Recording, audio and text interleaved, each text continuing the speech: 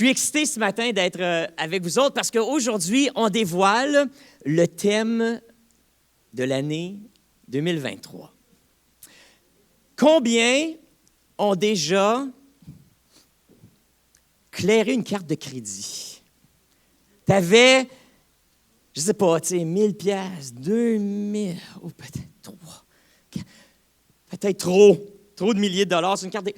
Mais, à force de bûcher dur, puis couper dans les dépenses, puis de bien budgéter, tu as réussi à clairer une carte de crédit. Comment on se sent quand on claire une carte de crédit? Wouh! Non, mais c'est un sentiment de libération, un sentiment, comme un fardeau qui se lève sur nos épaules. C'est un feeling extraordinaire. Ce matin, je veux vous dire que le royaume de Dieu, c'est comme clairer sa carte de crédit. Le royaume de Dieu, c'est comme aller en vacances dans un tout inclus qui est tout payé d'avance. Tu reviens de vacances, il n'y a plus rien à payer. Le royaume de Dieu, c'est comme de finir de payer ton hypothèque. Le royaume de Dieu, c'est comme de finir de payer le prêt de ta voiture. Le royaume de Dieu, c'est comme d'aller à ta boîte aux lettres puis d'avoir un chèque que tu ne t'attendais pas.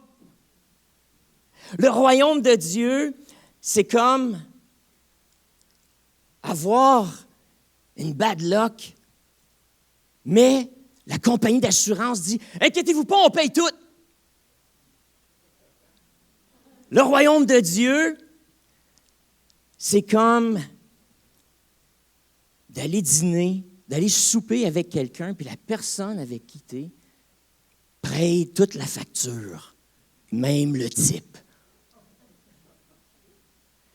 Le royaume de Dieu, c'est comme avoir combattu une maladie grave, comme le cancer, puis d'être assis dans le bureau du médecin, puis le médecin te regarde dans les yeux, puis il dit « J'ai une bonne nouvelle. Tous tes tests sont négatifs. Il n'y a plus de traces de cancer. Il n'y a plus de traces de maladie. » Ça, mes amis, imaginez, vous en avez vécu de ces choses-là. Connectez avec ce sentiment-là, cette émotion-là que vous avez ressentie. Le sentiment de libération, le sentiment de soulagement, le sentiment d'être en paix, d'être léger, le sentiment d'être heureux. Parce qu'on n'a plus de dette. Il n'y a plus rien qui pèse. L'épée qui nous pendait au-dessus de la tête est enfin retirée. On n'a plus à marcher dans la crainte. On n'a pas à marcher avec la peur à savoir qu'est-ce qui va nous arriver. Le royaume de Dieu, c'est de vivre dans cet état constant où ce qu'on sait que tout va bien aller, qu'on n'a pas à s'inquiéter.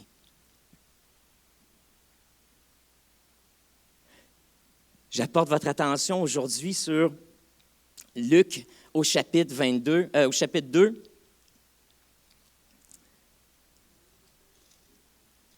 L'Évangile de Luc, en fait, c'est...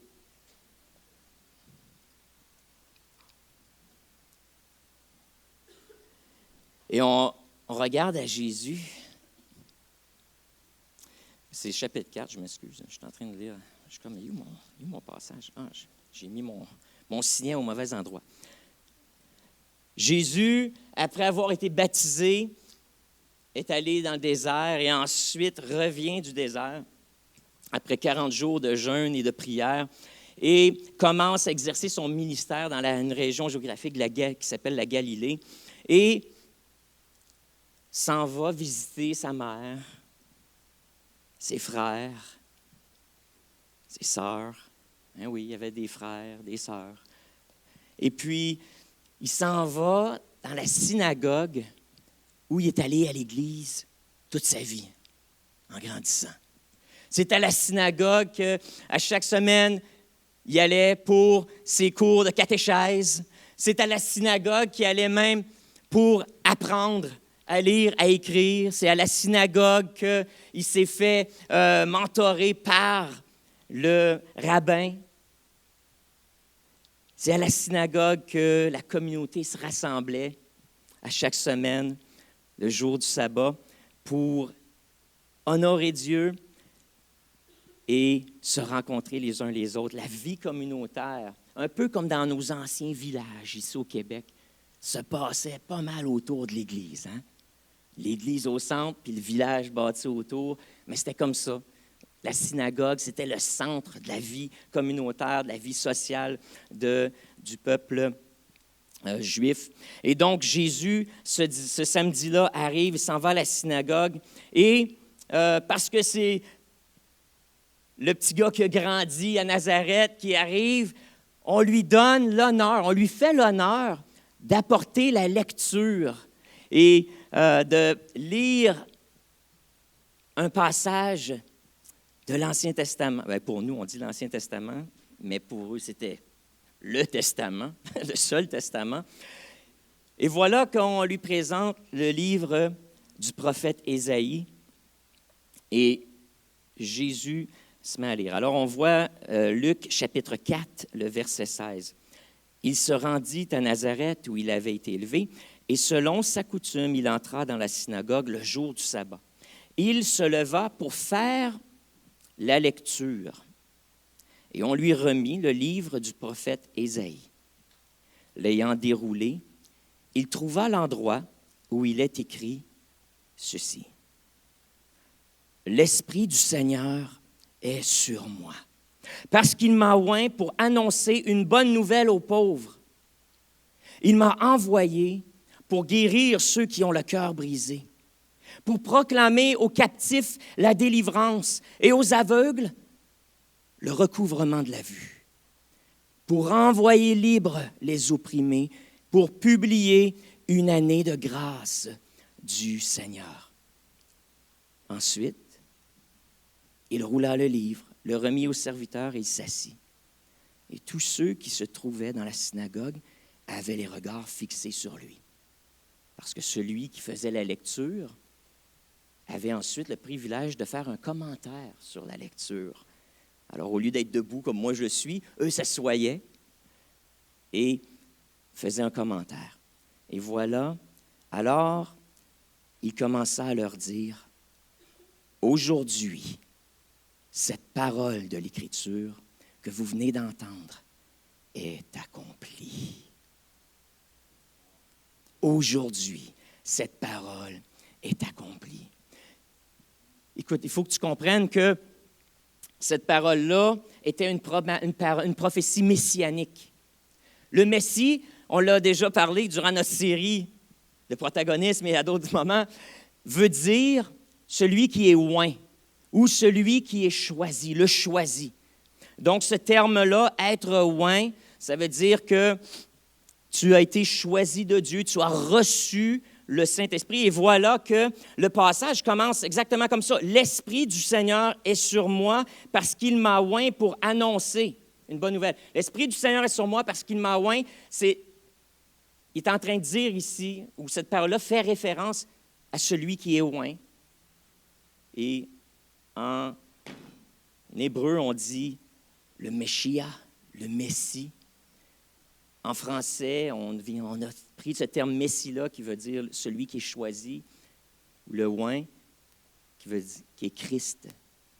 Donc, Christ, quand on parle de Jésus-Christ, on parle de Jésus, celui qui est oint, ou Jésus le Messie. Ça veut tout dire la même chose. Alors, voilà que ce passage-là, passage messianique, et Jésus lit, et déclare cette bonne nouvelle. « J'ai été oint pour annoncer une bonne nouvelle aux pauvres, envoyé pour guérir ceux qui ont le cœur brisé, pour proclamer aux captifs la délivrance et aux aveugles le recouvrement de la vue, pour envoyer libres les opprimés et pour publier une année de grâce. » Et je veux attirer votre attention ce matin sur cette dernière phrase ou la dernière déclaration de ce passage-là. « J'ai été envoyé pour publier une année de grâce du Seigneur. » Ici, ce à quoi ça fait référence, cette année de grâce-là, fait référence à un temps que les Hébreux appelaient le jubilé. C'était une année de grâce qui venait de façon cyclique à tous les 50 ans. Après 7 cycles de 7 ans, donc 7 fois 7, ça fait 49, si je me souviens bien. Puis l'année, donc la 49e année, et en allant jusque dans la 50e, on avait ce qu'on appelait le jubilé. C'était une fête extraordinaire. Et voici que Jésus dit, « Je suis ici », et entre autres pour faire toutes les choses qu'il a mentionnées avant, mais pour annoncer cette bonne nouvelle. Et dans cette bonne nouvelle-là, il y a de la provision pour les pauvres, il y a de la guérison pour ceux qui ont le cœur brisé, il y a de la délivrance pour ceux qui sont prisonniers, liés, il y a le recouvrement de la vue aux aveugles, aveugles autant spirituellement que physiquement. Il l'a prouvé par ses miracles. Donc, il y a de la provision si tu te sens comme ça ce matin. Peut-être tu es venu ici à l'Église et tu te sens aveugle. Tu as de la misère à comprendre l'Évangile, tu as de la misère à interpréter les circonstances de ta vie, ce qui se passe, tu ne comprends rien, tu es comme dans le brouillard. Je veux dire que la bonne nouvelle est pour toi et Dieu veut apporter clarté dans ta vie. Peut-être tu es venu ici ce matin et tu es pauvre monétairement. Tu es au bout de ton rouleau, ton compte de banque est vide. Je veux te dire que Dieu veut prendre soin de tes besoins. Et il a des solutions, une porte de sortie pour toi et des moyens pour renflouer tes ressources. Si tu es venu ici ce matin et peut-être que tu es pauvre spirituellement, tu n'as pas beaucoup de connaissances, tu es peut-être nouveau dans la foi, peut-être que même tu es quelqu'un ici, tu nous regardes en ligne ou tu es ici à l'Église et tu es venu par curiosité parce que tu cherches, mais tu reconnais qu'il te manque quelque chose. Tu cherches en Dieu, tu cherches à travers la foi en Jésus, dans les écrits et les paroles de Jésus, tu cherches une réponse parce que tu reconnais que dans ta vie, il te manque quelque chose. Tu as tout essayé. Je veux dire que tu es à la bonne place et que l'Évangile est pour toi et que Jésus a des réponses et il veut te confier les secrets de son royaume qui ont un impact ici sur la terre, dans le monde dans lequel on vit. Il veut faire de toi quelqu'un qui est riche dans son royaume. Si peut-être tu es ici ce matin et puis tu luttes avec toutes sortes d'habitudes et de pensées envahissantes et de mauvaises habitudes qui te gardent lié, qui nuisent à tes relations interpersonnelles, qui nuisent à ta relation de couple, qui nuisent à tes amitiés, qui te nuisent au travail, qui te nuisent dans ta carrière, qui te nuisent dans tes études, des choses qui te nuisent dans ta relation avec Dieu, qui font obstacle à ton avancement, des comportements dysfonctionnels, puis tu n'es pas capable de t'en débarrasser. Jésus t'offre aussi la libération ce matin. Il veut libérer les captifs. Il veut renvoyer libres les opprimés. On a les captifs ou les prisonniers. Ça, c'est ceux qui subissent le fruit de leur comportement. Quand tu es prisonnier, tu t'en vas en prison, généralement, j'en ai rencontré que ce n'est pas leur cas, mais généralement, c'est une punition pour quelque chose d'avoir brisé la loi. Donc, il y a des prisonniers spirituels comme ça dans nos églises où on subit les effets de nos péchés et on est prisonnier. Mais il y a des gens aussi parmi nous, on est opprimés, ou on pourrait dire on est otage. Et ce n'est pas à cause de nos mauvais comportements, mais on est pris dans des situations et il n'y a aucune porte de sortie, puis on se demande pourquoi. Qu'est-ce que j'ai fait au bon Dieu pour mériter ça? Tu vois, le prisonnier ne pose pas cette question-là, qu'est-ce que j'ai fait au bon Dieu pour mériter ça? Il sait qu'est-ce qu'il a fait. Il est pogné avec, puis il y a de la misère à trouver une porte de sortie. Et la solution est dans la grâce, dans la repentance. Mais l'opprimé, celui qui se fait prendre otage, est victime. Et il lui arrive des choses, il est pris dans des circonstances dans sa vie qu'il ne comprend pas pourquoi il est dans ces choses-là. Et il doit faire face à toutes sortes de difficultés, puis il n'est pas capable de s'en sortir. Pas capable de s'en sortir. Alors, comment est-ce qu'un otage finit par atteindre la liberté? C'est parce qu'il y a des gens qui viennent le libérer. Et puis Jésus place dans ta vie des gens de foi remplis de son Saint-Esprit qui ont la solution pour toi et qui vont se joindre à toi, prier avec toi, intercéder, briser des liens spirituels qui vont intercéder avec toi afin que les circonstances dans ta vie dont tu es la victime, que ces circonstances-là changent. Parce que ce qui se passe, c'est spirituel. C'est pour ça que tu ne comprends pas, c'est pour ça que tu as tout essayé, puis tu n'es pas capable de changer les circonstances. C'est parce que c'est spirituel et parce que tu es un otage, tu ne peux pas te libérer toi-même. Donc, ça prend l'humilité et de crier à l'aide. Et donc, la solution pour le prisonnier, c'est de dire « Seigneur, je te demande pardon et je saisis ta grâce ». La solution pour l'otage, c'est de dire « à l'aide ».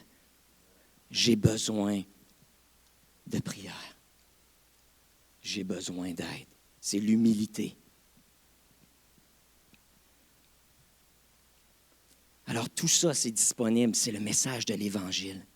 Mais Jésus rajoute cette dernière phrase-là, « J'ai été envoyé pour publier une année de grâce. J'ai été envoyé pour inaugurer le jubilé. » J'ai été envoyé pour inaugurer le jubilé. Le jubilé, c'est un concept juif qu'on retrouve dans la loi de l'Ancien Testament, dans Lévitique, au chapitre 29.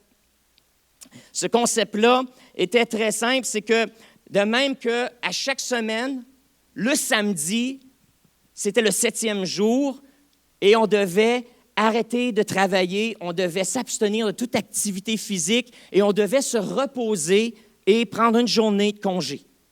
Et Dieu avait instauré ça dès le moment de la création, mais plus spécifiquement après que le peuple hébreu a été libéré de l'esclavage. Alors, sorti d'Égypte après 400 ans d'esclavage et d'avoir été opprimé, oppressé, à travailler pour les autres sans jamais goûter le fruit de ton travail, mais que c'est toujours les autres qui en profitent. À jamais avoir une journée de congé. Dieu dit, la première chose qu'il fait, c'est qu'il dit, vous allez prendre à chaque semaine une journée de congé parce que vous n'êtes plus des esclaves. Ça, c'est le Dieu de l'Évangile. Ça fait partie de la bonne nouvelle. Et puis, vous allez prendre votre samedi de congé, et puis inquiétez-vous pas, la semaine, je vais avoir pourvu tellement pour vous autres durant la semaine que le samedi, vous n'avez pas à vous inquiéter. Vous allez avoir assez à manger. Vous avez juste à vous reposer puis profiter de la présence des uns des autres et profitez-en pour tourner vos regards vers moi, pour me bénir par votre présence, par l'intimité qu'on peut vivre, par votre adoration, par vos louanges, par votre recherche d'une intimité avec moi et de proximité avec moi. Donc, prenez votre samedi pour bâtir l'intimité avec vos bien-aimés et avec moi. Alors ça, à chaque semaine, il y avait une journée de congé. Après ça, ce qu'on faisait, c'est qu'à chaque cycle de 7 ans, il y avait une année de repos. Où là, pendant cette année-là, on n'avait pas le droit de cultiver la terre. Vous savez, le peuple hébreu, ils ont été nomades pendant 40 ans dans le désert, mais une fois qu'ils sont entrés dans la terre promise, ils ont cessé d'être des nomades, ils sont devenus des sédentaires, et puis ils ont commencé à développer l'agriculture comme leur moyen de subsistance. Donc, et voilà que dans la loi, il y avait ce concept-là qu'on se repose à chaque samedi, une fois par semaine, mais on se repose aussi à chaque 7 ans. On va non seulement se reposer en tant que cultivateur, mais on va laisser la terre aussi se reposer. On va laisser la terre reposer. Et là, on n'avait pas le droit de cultiver, on faisait juste ramasser ce que la terre nous donnait. Donc, ce qui poussait naturellement dans les arbres, ce qui poussait dans les champs, mais on n'avait pas le droit de mettre de l'engrais, puis ces choses-là, puis Dieu dit non, laissez reposer la terre et vous autres aussi en même temps. Prenez une année là, plus chill. Non, mais est-ce que le christianisme n'est pas une religion merveilleuse? Et c'est là qu'on voit que c'est plus que juste une religion.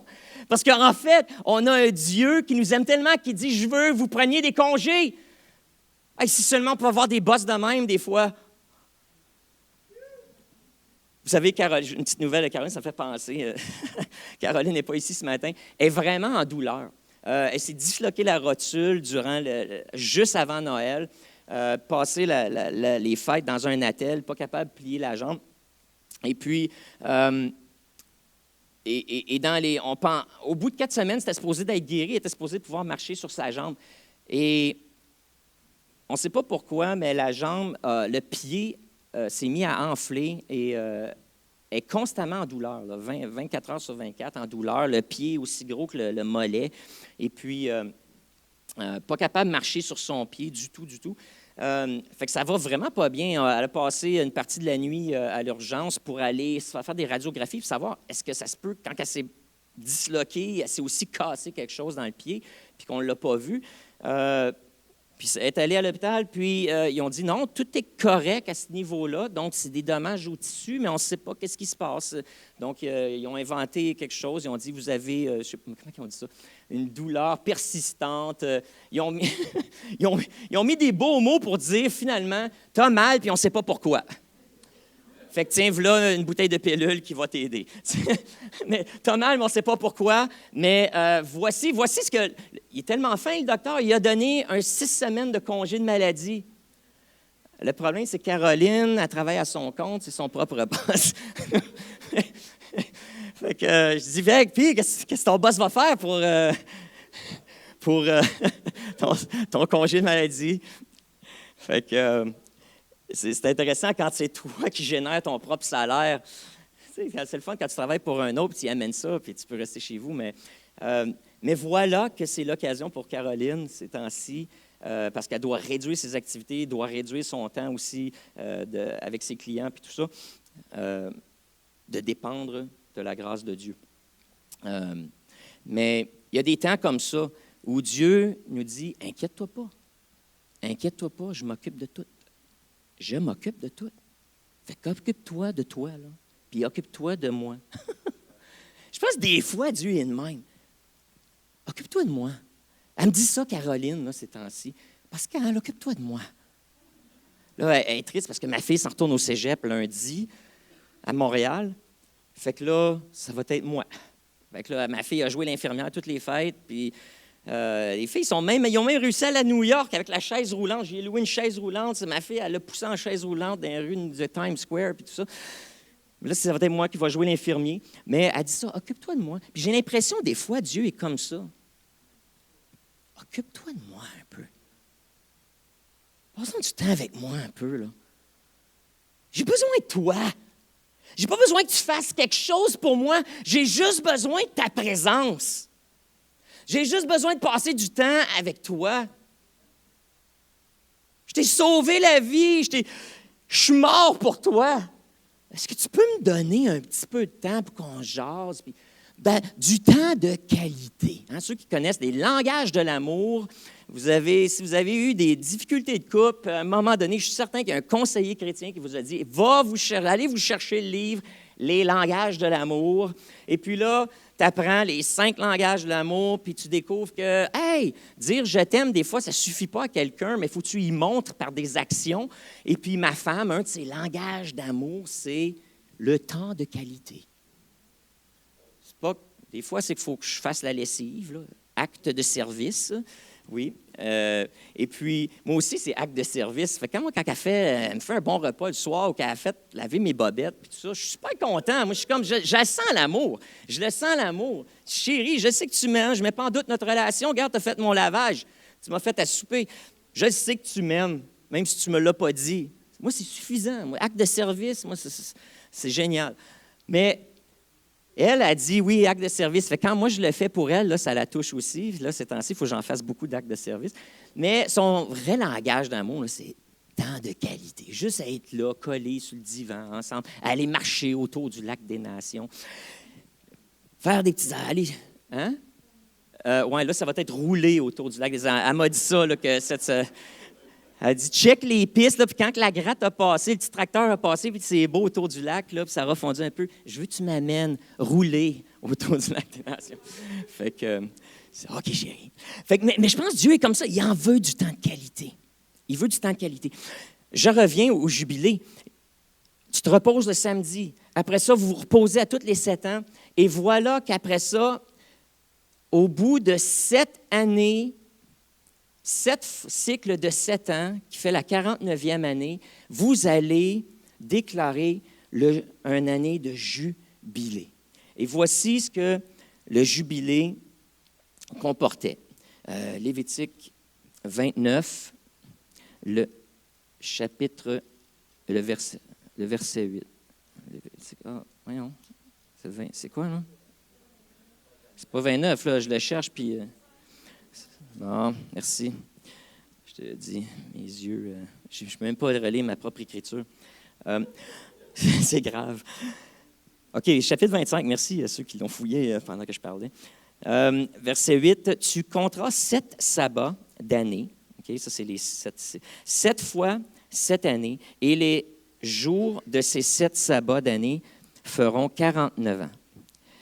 Le 10e jour du 7e mois, tu feras retentir les sons éclatants de la trompette. En fait, c'était une corne de chèvre. Le chauffard, le ram, ça me venait en anglais, de bouc. Alors, il sonnait cette trompette-là. Le jour des expiations, vous sonnerez de la trompette dans tout votre pays et vous sanctifierez la 50e année. Vous publierez la liberté dans le pays pour tous les habitants. Là, c'est là que ça devient intéressant. Parce que là, ce n'est plus juste la terre qui se repose, ce n'est pas juste on prend un congé en tant que cultivateur, mais il y a quelque chose de plus le jour, l'année du jubilé. Alors, on déclare la liberté dans tout le pays pour tous les habitants, et ce sera pour vous le jubilé. Chacun de vous retournera dans sa propriété et chacun de vous retournera dans sa famille. La 50e année sera pour vous le jubilé. Vous ne sèmerez point, vous ne moissonnerez point ce que les champs produiront, et vous ne moissonnerez point ce que les champs produiront d'eux-mêmes, et vous ne vendangerez point la vigne non taillée, car c'est le jubilé. Vous le regarderez comme une chose sainte. Vous mangerez le produit de vos champs dans cette année de jubilé. Chacun de vous retournera dans sa propriété. Et si vous vendez à votre prochain ou si vous achetez de votre prochain, qu'aucun de vous ne trompe son frère. Bon, en tout cas, ça continue un peu. L'important, c'est ceci. Il y avait cette année-là, les terres, puis tout se repose. L'idée, c'était que je vais tellement pourvoir pour vous au cours des années précédentes que cette année-là, vous n'allez même pas toucher, vous n'allez même pas cueillir ce qui... Vous allez laisser les choses qui sont dans les arbres se gâter. Vous allez le laisser là, mûrir, puis tomber à terre, puis comme la plupart de nos pommiers dans nos cours, quand on n'a pas ramassé les pommes, on laisse tomber ça, tu le laisses pourrir là, puis ça fait de l'engrais. Puis, vous ne toucherez même pas à ça parce que vous n'aurez même pas besoin de récolter rien parce que je vais avoir tellement pourvu pour vous dans les années précédentes, vos greniers vont être pleins. Donc, la terre se repose, les cultivateurs se reposent, les commerçants au petit marché, le petit marché, vous vous reposez aussi, pas besoin de vendre, d'acheter. Écoute, je m'occupe de tout cette année-là. Ensuite de ça, deuxième chose, c'est le repos des champs, le repos des ouvriers, mais ensuite, c'est la liberté pour ceux qui sont captifs ou qui sont devenus esclaves. Et là, il faut comprendre que, en sortant d'Égypte, Dieu avait décrété qu'il n'y a aucun Juif ne serait jamais esclave d'un autre Juif. Il n'est pas que mon peuple est un peuple libre. Que les Hébreux sont un peuple libre. Et Dieu voulait un peuple libre. Alors il a dit, il n'est pas question que vous deveniez les esclaves des uns des autres. Mais il arrive des moments où, surtout une communauté, une économie d'agriculture, où des fois, les champs n'ont pas produit, où tu perds ta récolte, où dans un contexte que tu n'as pas d'assurance maladie ou de chômage de maladie, puis tu t'es cassé une jambe, puis tu es cultivateur, ça se peut que tu ne produises pas autant que tu aurais pu produire. Et puis là, soudainement, tu n'es pas capable de repayer les semences que tu as achetées ou l'équipement que tu as acheté ou ton nouveau tracteur, ta paire de bœuf. Et puis, tu as des dettes. Bon, au jubilé, il y avait cette idée-là que les dettes étaient toutes pardonnées. Tout le compteur des dettes de tout le monde était remis à zéro. Donc, tout le monde se repose, personne ne travaille, et en plus, on remet le compteur des dettes à zéro. Non, mais c'est génial, ça. C'est-à-dire, ta carte de crédit éclairée, ton prêt hypothécaire éclairé, ton prêt auto éclairé, tes autres prêts aussi. Quoi d'autre tu avais, là? Ça aussi, on le claire. Tu ne dois plus d'argent à personne. Tu ne dois plus d'argent à personne. Quelqu'un qui t'en avait prêté, un chum qui t'avait prêté de l'argent, c'était clair, c'était réglé. Il ne pouvait pas venir et te demander ce que tu lui devais. Puis c'était le même partout dans le pays, puis c'était une loi d'équité comme ça. C'est tout le monde. On remet le compteur à zéro pour tout le monde. Wow! Et ça, c'est le Dieu des chrétiens. Là. C'est le Dieu chrétien. Là. C'est notre Dieu. Il avait déjà prévu ça pour son peuple, parce qu'il dit, moi, mon peuple ne sera pas un peuple qui est esclave de l'argent puis des créditeurs. Wow! Ça se peut-tu que ça soit pour toi, ça aussi? Que Dieu a une solution pour ta marge de crédit qui est capée, pour tes finances, que Dieu a des solutions. C'est peut-être pas celle-là, parce qu'à cette heure, c'est rare que... En tout cas, ce n'est pas mon banquier qui va mettre mon compteur à zéro, ça, je vous le garantis. Mais je connais quelqu'un qui est au-dessus de lui, puis qui en a des solutions, puis qui est capable de remettre le compteur à zéro. Donc, ça, c'est la première chose. Mais ça arrivait qu'avant l'année du jubilé, que tu as des dettes, que tu n'es pas capable de les repayer. Et puis, soudainement, ce qui se passe, c'est que là, ton créditeur dit, tu vas me donner une partie de ton champ, puis tu vas travailler ton champ, mais tous les profits de cette section-là de ton champ, tu m'y redonnes, puis ça va aller vers ta dette. Ça arrive des fois que ça ne suffit pas.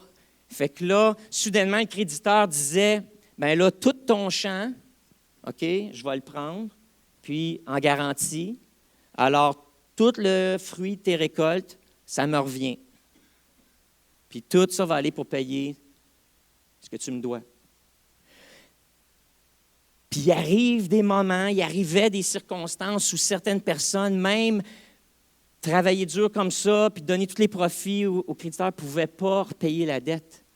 Et là, le créditeur disait, là, tu ne peux même pas en garder pour toi. Là, tu vas travailler pour moi à cette heure. Ce n'est plus ton champ.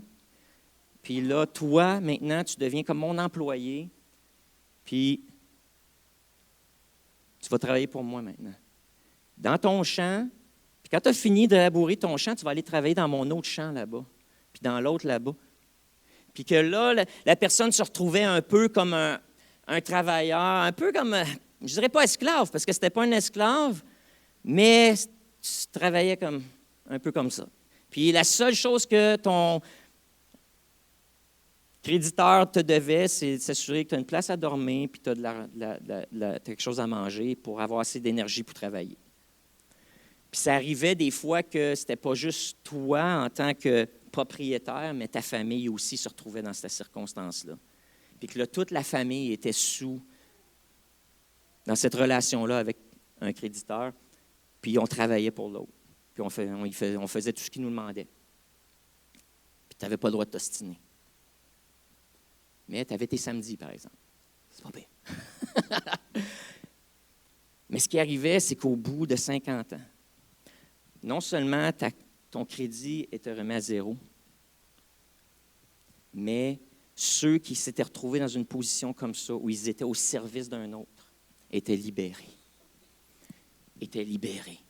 Et que leurs propriétés, leurs terres ancestrales, puis les terres familiales, leur étaient redonnées. Et ça arrivait que le père ou la mère mourait avant le jubilé, mais tout retournait aux enfants. Et puis le compteur était à zéro, puis les enfants redevenaient propriétaires, puis ils avaient la chance de rebâtir l'équité de la famille, le nom de la famille, reprendre les activités, puis de commencer à neuf. Et ça, c'était le jubilé, mes amis. Du repos,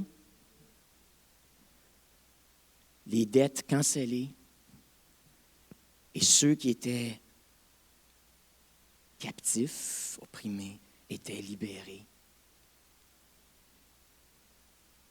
C'était le jubilé. Laissez-moi vous dire que le jour où on sonnait la trompette, ou le chauffard, c'est un son, c'est tellement laid comme son, mais ça résonne. Vous écouterez ça en ligne. J'étais allé en ligne, dans mes recherches, j'ai écouté, ça fait quoi un chauffard? C'est vraiment laid comme son, mais c'est fort. Ça a juste une note. Puis, mais pour ces gens-là qui étaient dans ces situations-là, c'était un son glorieux.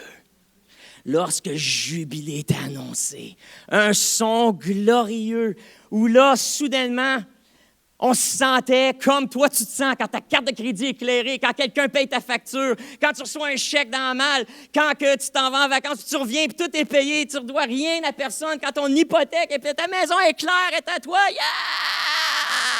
Yeah! Là, enfin, je vais pouvoir vivre, puis me payer la traite. C'était comme ça. Tout le monde criait. Ah! Yeah! Bon, il y avait quelques créditeurs qui...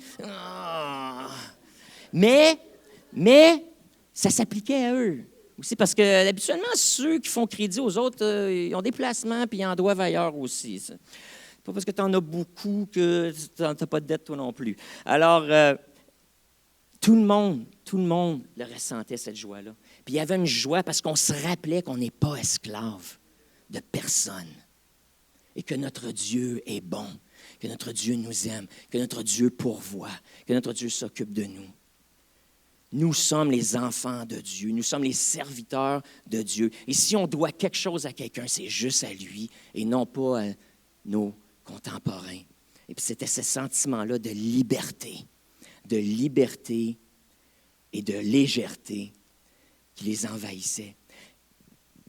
On revient à Jésus. Et là, voilà que Ésaïe avait prophétisé. C'est ce que Jésus a lu, ça a été prophétisé par le prophète Ésaïe. Au temps où les Juifs avaient été déportés, encore une fois, non pas en Égypte cette fois-ci, mais à Babylone.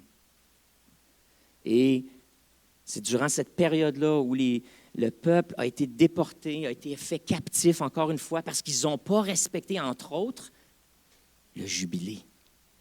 Les cycles, le samedi de chaque semaine, le cycle des 7 ans, puis après ça, le cycle des 50 ans.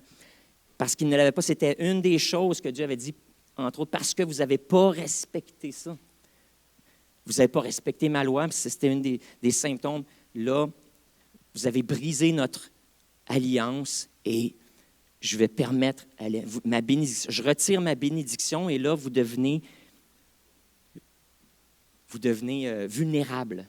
Je vous enlève ma bénédiction, qui est ma protection, et maintenant, je vous rends vulnérable aux pays autour de vous, les empires autour de vous, et ils vont vous envahir, et vous allez voir c'est quoi de vivre sans ma bénédiction.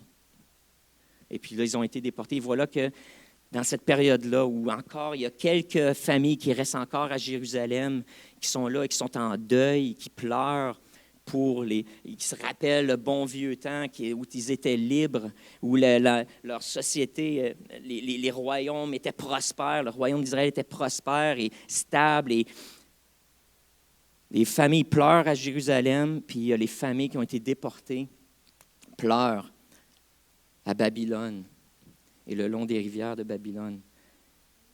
Pleurent, puis disent, Seigneur, quand est-ce, pardonne-nous, puis ils se mettent à se repentir. Puis voilà que dans cette période-là, Ésaïe prophétise ce que Jésus a lu.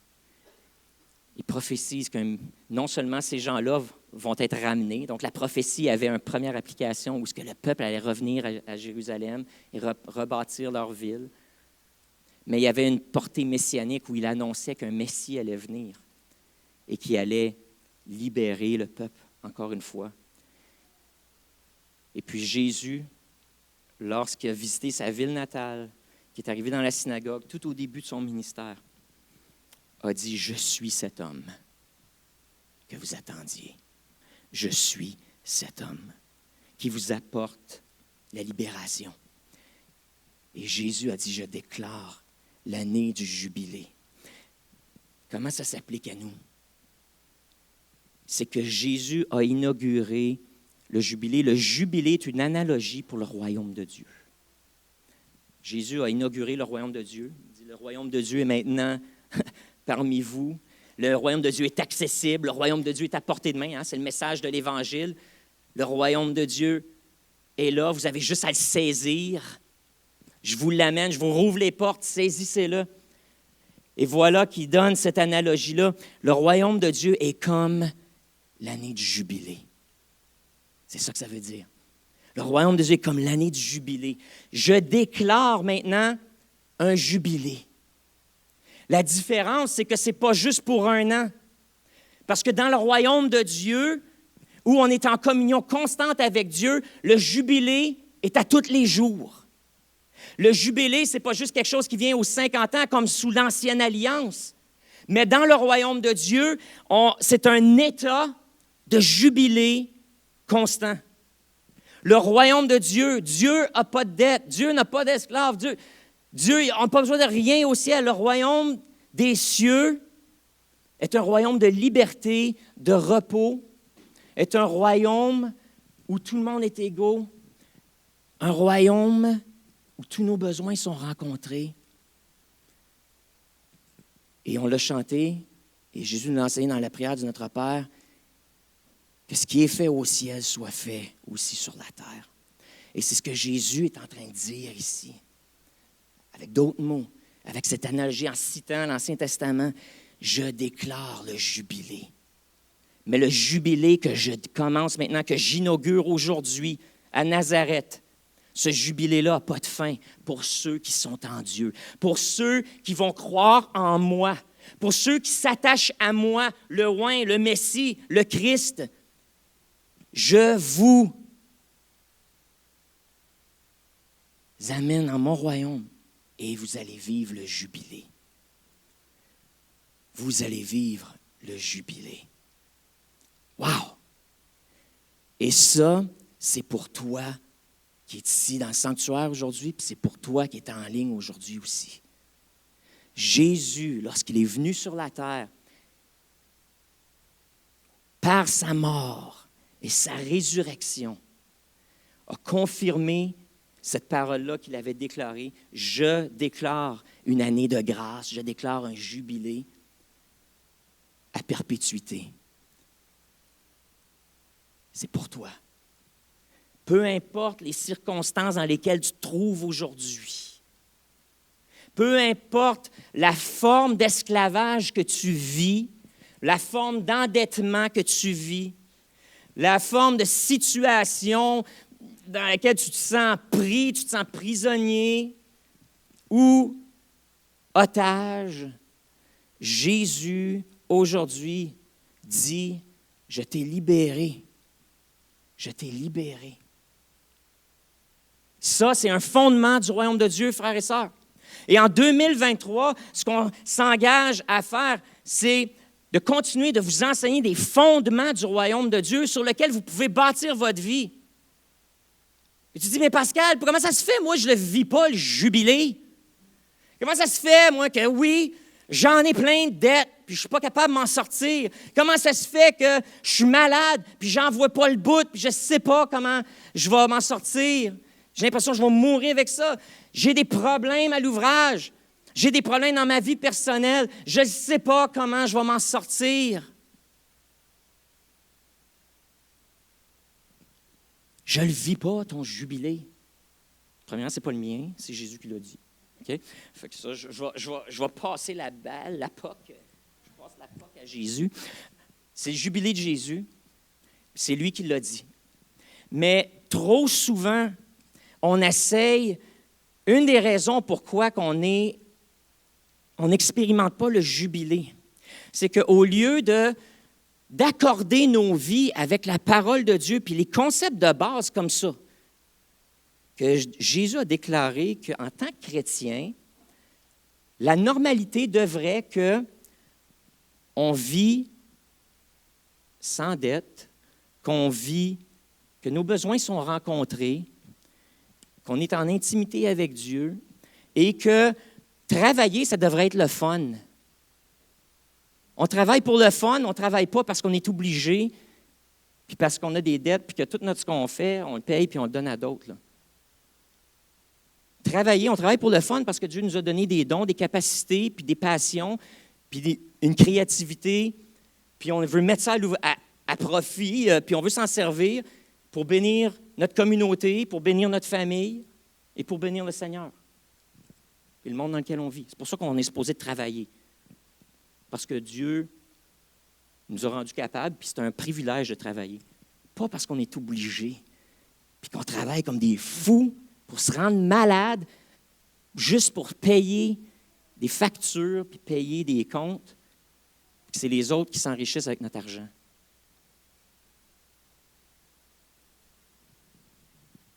Ça devrait être la normalité dans le royaume de Dieu. Fondement de base. Maintenant, pourquoi que ce n'est pas notre réalité? Ah, bien là, il y a plein de raisons. Mais une de celles-là, ce n'est pas la seule, mais c'est qu'on a oublié ça des fois. Vous vous souvenez, la semaine passée, dans mon message, j'ai dit ceci. Il y a 2 systèmes d'opération dans le monde. Comme des ordinateurs, tu as différents systèmes. Tu peux avoir Windows, Apple, Google, Chrome, 3 systèmes d'exploitation pour ton ordinateur qui essaient de faire la même chose, qui essaient de te rendre la vie plus facile et plus agréable. On s'entend là-dessus. Un ordinateur, c'est à ça que ça sert, rendre ma vie plus facile, plus agréable, tout ça. Mais il y a 3 différents langages qui existent. Hein. Mais ces langages-là essaient d'accomplir la même chose, mais ils ne sont pas compatibles les uns avec les autres. C'est des systèmes d'exploitation différents. Puis c'est comme ça, la vie sur Terre. Le monde te promet le bonheur si tu fais les choses, certaines affaires. Puis là, il y a toutes sortes de livres écrits sur ces sujets-là. Le but, c'est de te rendre la vie plus facile. Mais Dieu aussi te promet le jubilé. Mais son système d'exploitation, ce n'est pas le même que le monde. Il y a des règles différentes, un langage différent. Mais des fois, on essaye encore de s'accorder avec les concepts humains qui disent « Travaille fort pour faire plus d'argent, pour payer tes comptes. » Quand Dieu dit « Travaille, donne ton meilleur, mais prends du temps off, repose-toi, rebâtis-toi, puis dans ta journée là, de congé, prends du temps avec moi. Viens passer du temps avec moi. Viens flâner avec moi autour du lac des Nations, à marcher, puis à jaser, puis à regarder le paysage. Viens flâner avec moi au centre-ville. Viens flâner avec moi à l'église le dimanche.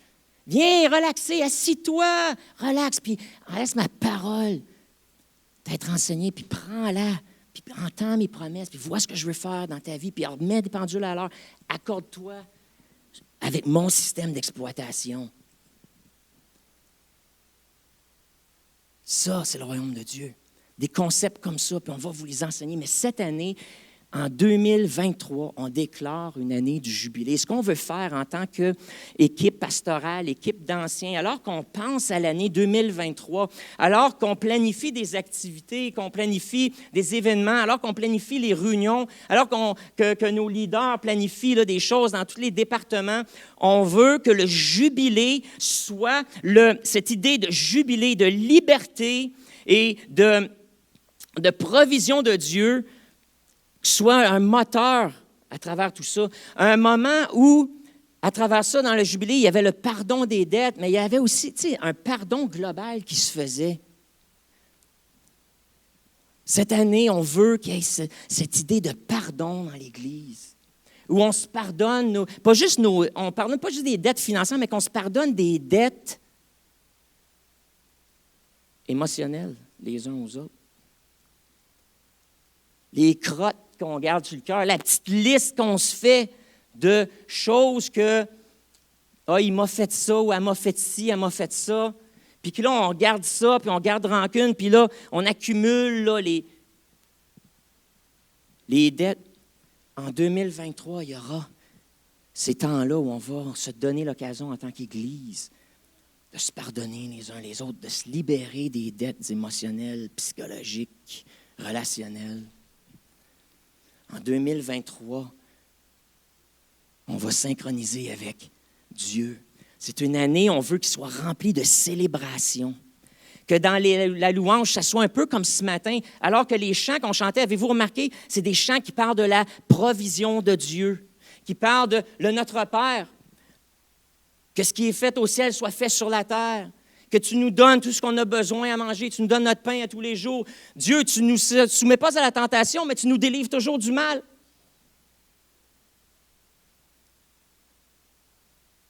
La bénédiction,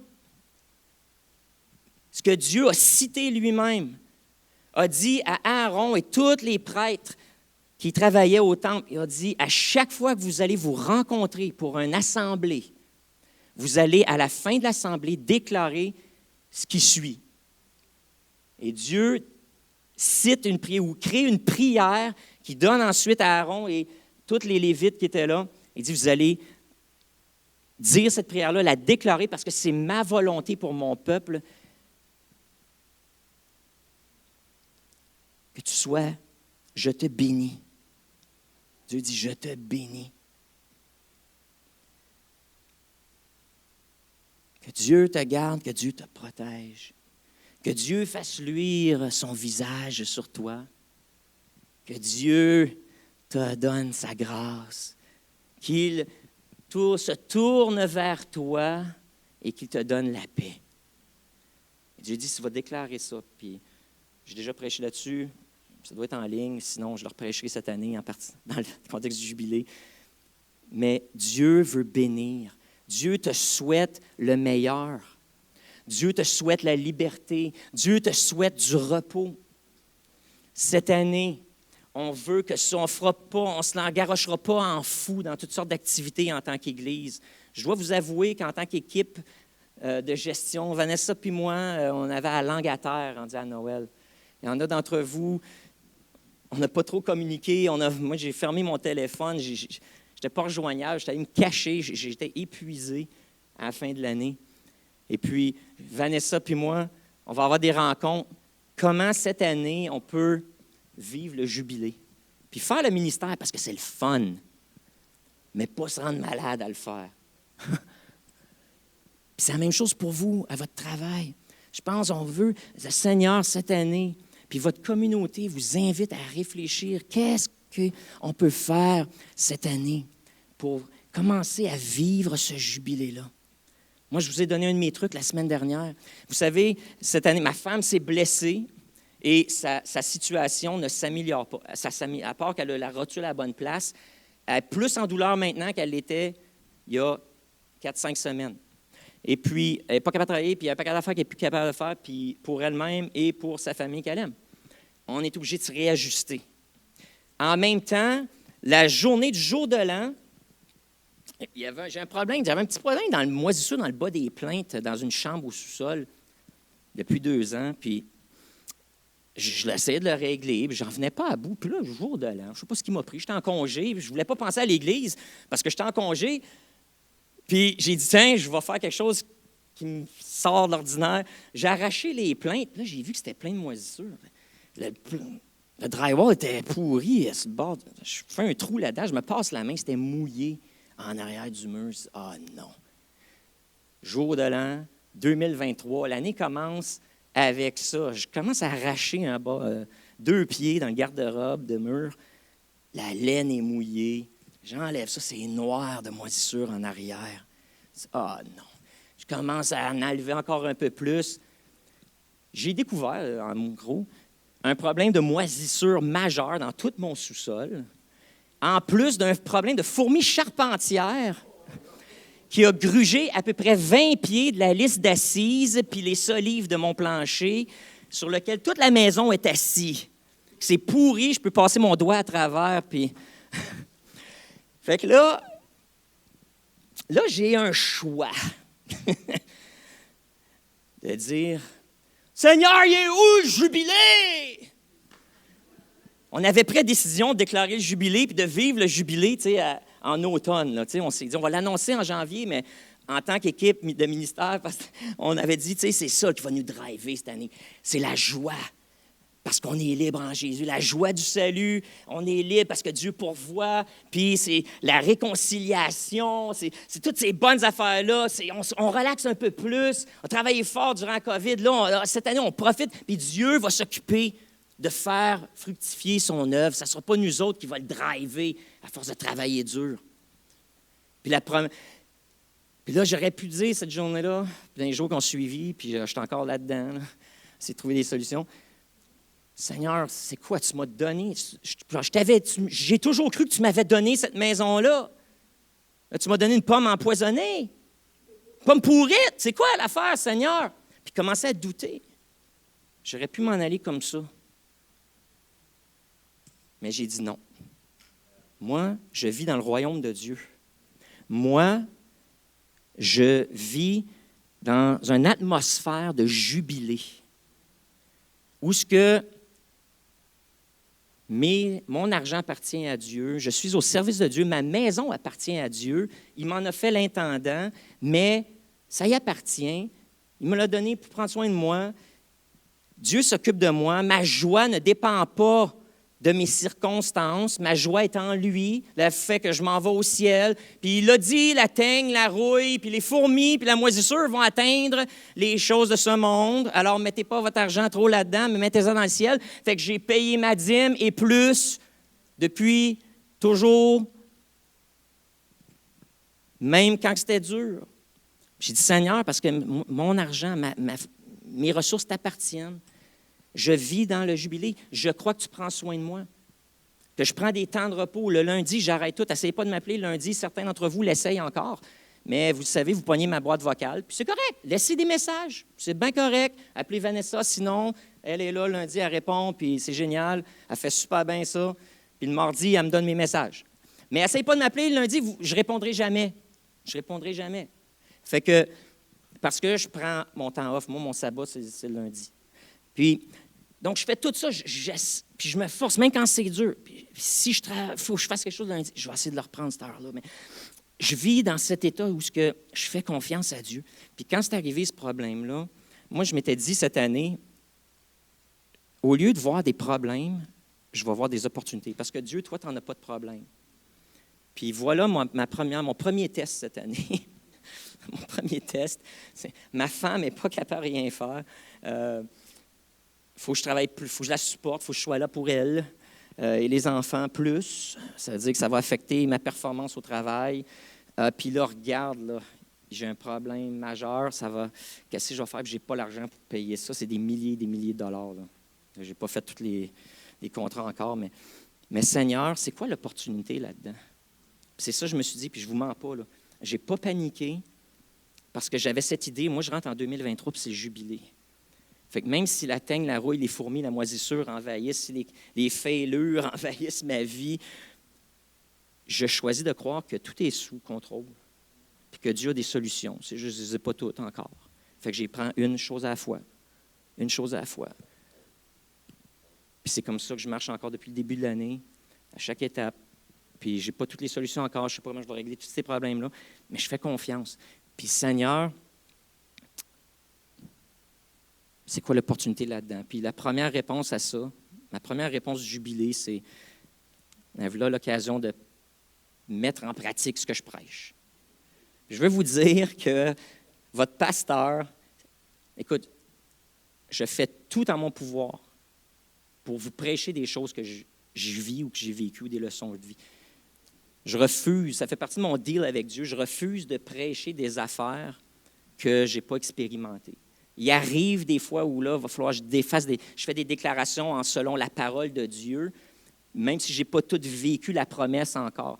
Mais je vous dirais que j'ai goûté. La plupart des enseignements que je vous fais, je le mets en pratique. Il y a des situations dans ma vie où je les ai mis en pratique. Puis là, voilà, alors qu'on déclare le jubilé, je n'avais même pas fait l'annonce encore à l'Église, que moi, mon année commençait de même, là, dans la maladie, puis dans la moisissure, puis dans les dégâts.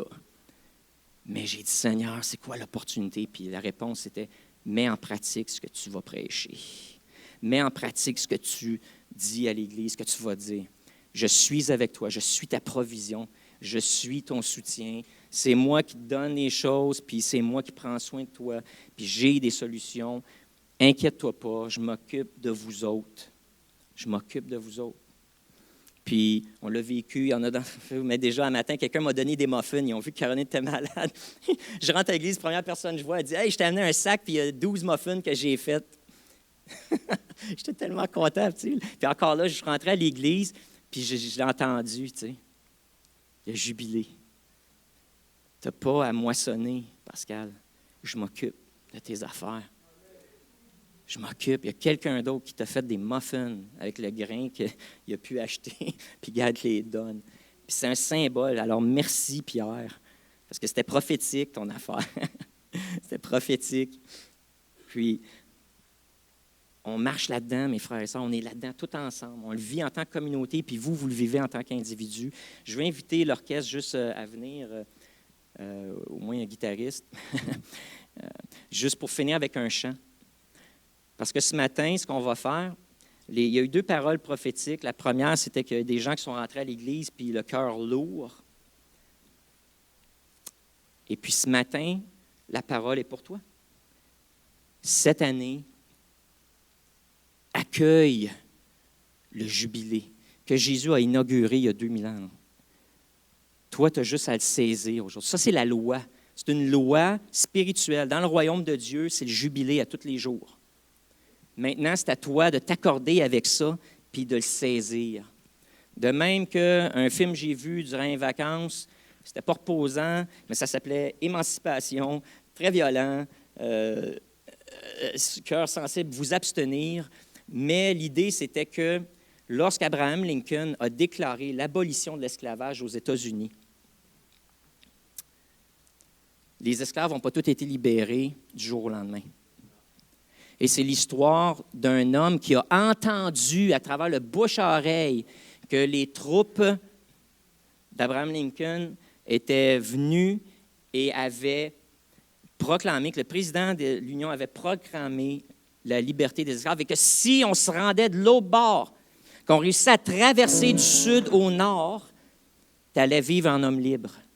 Et c'est l'histoire de cet homme-là qui décide de mettre sa foi dans cette déclaration-là, sans l'avoir vue, sans l'avoir lue. Il y a quelqu'un qui lui a dit, et il part par la foi à la recherche de l'émancipation. Il part, il est esclave, prisonnier, maltraité, mais il se sauve. Il se sauve. Et à travers risque et péril, au péril de sa vie, réussit à traverser la petite rivière où les troupes du Nord sont là et ont conquéri. Il arrive là et il devient un homme libre. Mais il a fallu qu'il saisisse sa liberté.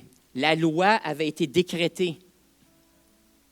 Mais dans les faits, dans sa réalité, dans les plantations de coton, puis là, dans ce cas-là, sur les chemins de fer auxquels il travaillait, il était encore esclave. La loi avait été décrétée. Et la loi était vraie, la promesse était vraie. Mais sa réalité ne le reflétait pas. Mais par la foi dans la promesse, il est parti pour saisir sa promesse. Et beaucoup d'entre nous, ça c'est le royaume de Dieu. Le jubilé a été déclaré il y a 2000 ans par Jésus-Christ.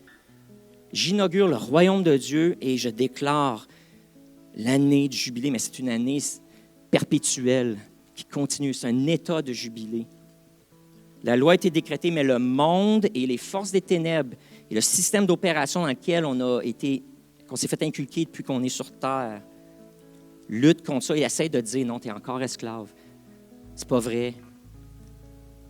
Non, c'est pas de même ça marche, Pascal. C'est pas la réalité, c'est des contes de fées ou c'est des belles promesses, mais regarde la réalité. Là, regarde, moi, j'ai essayé puis ça marche pas de même. Puis tout autour de nous essaie de nous garder esclaves des modes de pensée de ce monde. Mais est-ce que l'Église de Carrefour, on est prête à se lever et dire, moi, je refuse de vivre sous l'esclavage. Moi, je refuse et je m'en vais saisir mon jubilé. Je m'en vais saisir, je m'émancipe. Et je vais saisir ma liberté. Et c'est ce qu'on veut faire en 2023, c'est vous aider à saisir votre liberté et à vivre le jubilé. Et on va chanter que l'Église dise Amen ce matin, parce que c'est ça qu'on va dire. Le jubilé a été déclaré, en fait, dans le chant, ça parle de l'Évangile, la bonne nouvelle a été déclarée. Et nous, il faut dire Amen. Par la foi, comme cet esclave qui, par la foi, est parti à la quête de sa liberté, pour saisir sa liberté. Nous aussi, saisissons. Tu dois le saisir. Ça ne t'arrivera pas par accident. Ça ne t'arrivera pas en restant assis. Mais ça t'arrive, le premier pas, c'est de dire « J'y crois. Je crois à la promesse. Je dis oui et amen à la promesse. » Alors, c'est pour ça que je vous invite ce matin à vous lever. L'autre parole prophétique, pendant que vous vous levez, qui a été donnée, c'est que notre frère Denis a vu une montagne et une mer. Et il a entendu cette parole qui dit « Dis à la montagne de se jeter à la mer. Jette ta montagne dans la mer. » Et elle va se fondre dans cette mer. Il s'agit de la mer de l'oubli. Et jette ta montagne à la mer. Elle va se désagréger dans la mer de l'oubli. Et ce matin, si c'est toi, tu fais face à une montagne, puis tu as besoin du jubilé. Cette parole du jubilé, c'est pour toi. Vois ta montagne et prends-la dans tes mains par la foi ce matin et garoche-la dans la mer. Ce matin, tu as besoin d'un jubilé. Tes dettes, prends-les, visionne tes dettes. Mets le chiffre là sur un bout de papier dans ta tête. Prends-le, chiffonne-le, puis jette-le. Jette-le loin de toi. Jette-le loin de toi. Dis non. Cette année, c'est une année de libération. Peut-être tu te tues à l'ouvrage, tu es fatigué, tu es épuisé, la carrière que tu as, ça ne rencontre pas tes besoins. Tu travailles comme un bon, puis on dirait que tu ne goûtes jamais le fruit de ton travail. Dieu a quelque chose pour toi de mieux cette année. Dieu a un changement de direction. Pour certains, c'est un changement de carrière. Pour certains, c'est une promotion. Pour certains, c'est un sabbatique. Mais ce matin, crois à la promesse, peu importe ta situation. Certains, vous êtes à la merci de votre docteur. Vous êtes à la merci des pilules. Vous êtes à la merci du diagnostic qui a été déclaré sur votre vie. Ce matin, je vous encourage, je dis non, moi, je fais un update, je me synchronise avec le système d'opération du royaume de Dieu. Et je déclare que la guérison est pour moi. La guérison est pour moi, que Dieu fait un chemin et qu'il me guérit. Il me veut un esprit sain dans une âme saine qui est dans un corps sain. Alors chantons.